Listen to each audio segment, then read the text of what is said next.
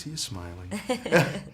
Because obviously in the beginning of the movie, your character doesn't smile a lot. No, yeah, not a lot. She's scared and she's worried and she's running from something. She's very guarded and has her wall up. So to be able to open up is kind of a big deal for her. Right, because like you said, she's going to this little town, really just wants to escape. Yeah. Just wants to blend in, but people won't let her.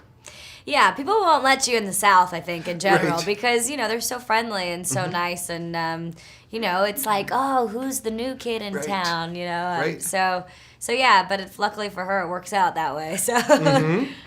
And, then meets Josh. Well, starts out actually meeting the kids, or the little girl. And, of course, she was just so adorable, you couldn't help but... I mean, Mimi, who plays Lexi, when I first meet her in the general store, I mean, that's one of my favorite scenes of the movie because it was so...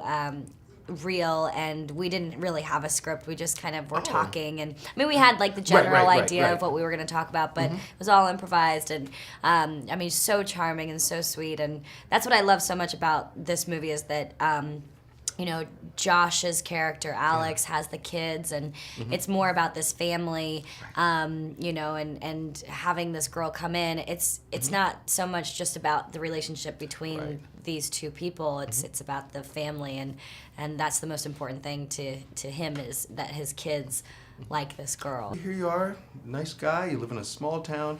Beautiful girl shows up. Doesn't have a darn thing to do with you. Yes, that's kind of the way it is. Yeah.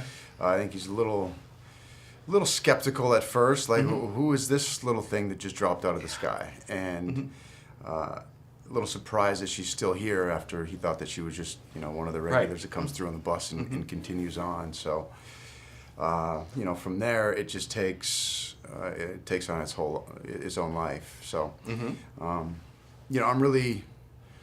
I'm really pleased with the patience that Lasse had in developing the story between the two of us. It didn't feel like it was overly forced or he trusts the audience's intelligence, and in movies like this, it's easy to sort of feel the pressure to push those big moments. Yeah. But Lasse didn't do that, and that's a big reason why I wanted to do this movie, was because I knew that he wouldn't make it overly sentimental. It would feel like a real relationship happening right in front of your eyes. There's one scene in the movie where you and Julianne are dancing.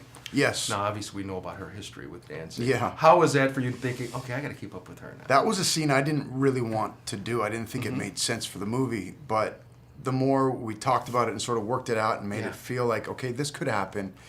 Always got to take risks in any kind of a new relationship, if it's going to go forward. And that was one of those moments. He's like, you know what?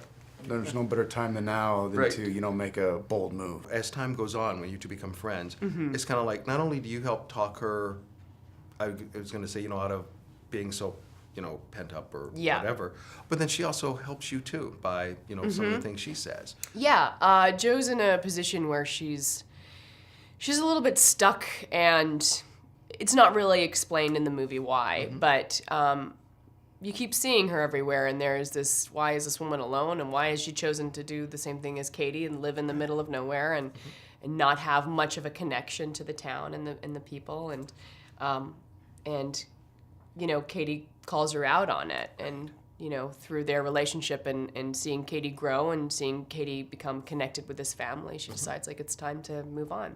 Yeah, and they said then you see how their relationship goes.